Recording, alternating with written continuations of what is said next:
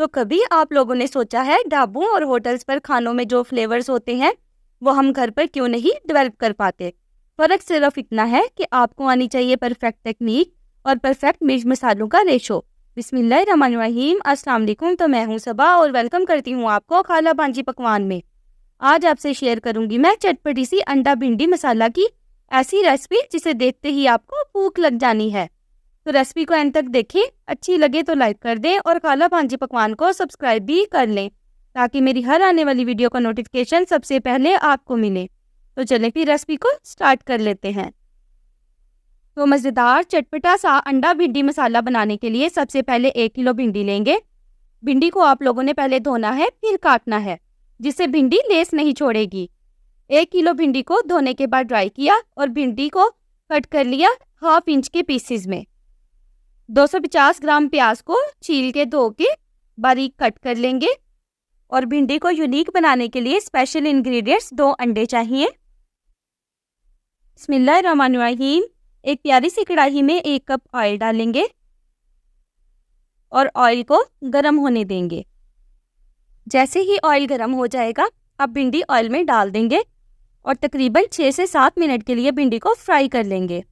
भिंडी फ्राई करने की वजह से भिंडी की लेस ख़त्म हो जाएगी। यहाँ पे जो गलती हम करते हैं वो ये है कि भिंडी को ज़्यादा ऑयल में फ्राई कर लेते हैं, जिसकी वजह से भिंडी अपना नेचुरल कलर खो देती है और काली पड़ जाती है। हमने भिंडी को इतना फ्राई करना है कि भिंडी 70% तक गल जाए और अपना कलर भी चेंज ना करे। ये देखें, माशाल्लाह से भिंडी का कलर भी चेंज नहीं हुआ और भिंडी फ्राई हो चुकी है। 6 से 7 मिनट लगे हैं भिंडी को फ्राई होने में। अब ऑयल में से भिंडी को अच्छी तरह निचोड़ के निकाल लेंगे। भिंडी ऑयल में से निकाल लेने के बाद बचे हुए ऑयल में जो हमने प्याज कट करके रखे थे वो शामिल कर देंगे और प्याज का पिंक कलर आने तक फ्राई कर लेंगे। ये देखिए, प्याज ने कलर चेंज कर लिया है। अब 2 चम्मच अदरक लहसुन कद्दूकस किया हुआ शामिल करेंगे। आप चाहें तो लहसुन अदरक का पेस्ट भी शामिल कर सकते हैं।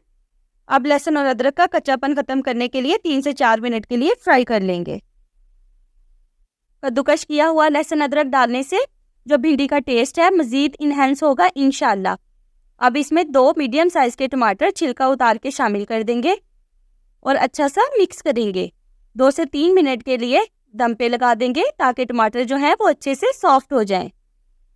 2 से 3 मिनट के बाद ये देखें, टमाटर अच्छे से सॉफ्ट हो चुके हैं। अगर आप टमाटर का पेस्ट शामिल करना चाहते हैं तो कर सकते हैं, लेकिन अंडा भिंडी मसाला में जो टमाटर के थोड़े बहुत मुंह में चंक्स आएंगे वो अच्छे लगते हैं। 6 सब्ज़ मिर्चें बारीक काट के डाल देंगे और 1 से 2 मिनट के लिए फ्राई कर लेंगे।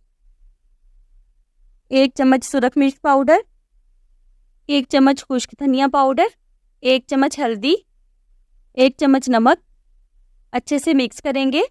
अब 2 से 3 घूंट पानी के शामिल करेंगे ताकि जो हमारा मसाला है वो जले नहीं और 3 से 4 मिनट के लिए मसाले की भुनाई कर लेंगे।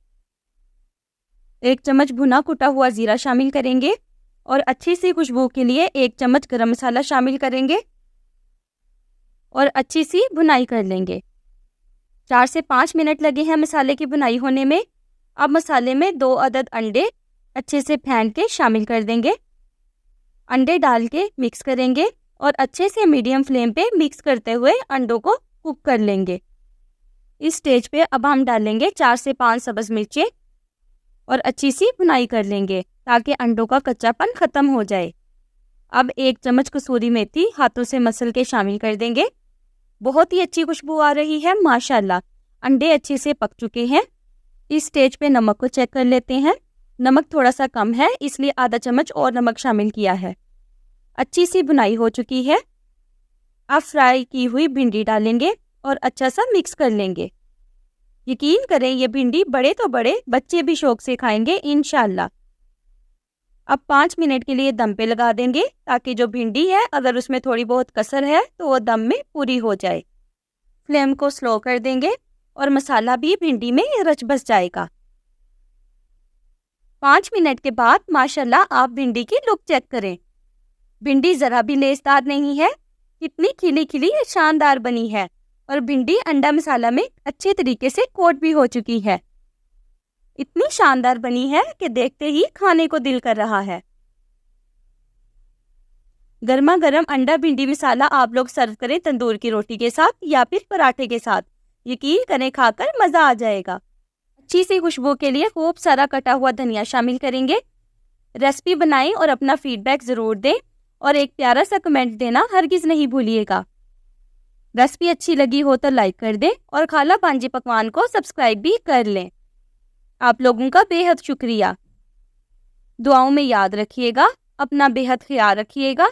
सबा को दीजिए इजाज़त। टिल देन, अल्लाह निगहबान।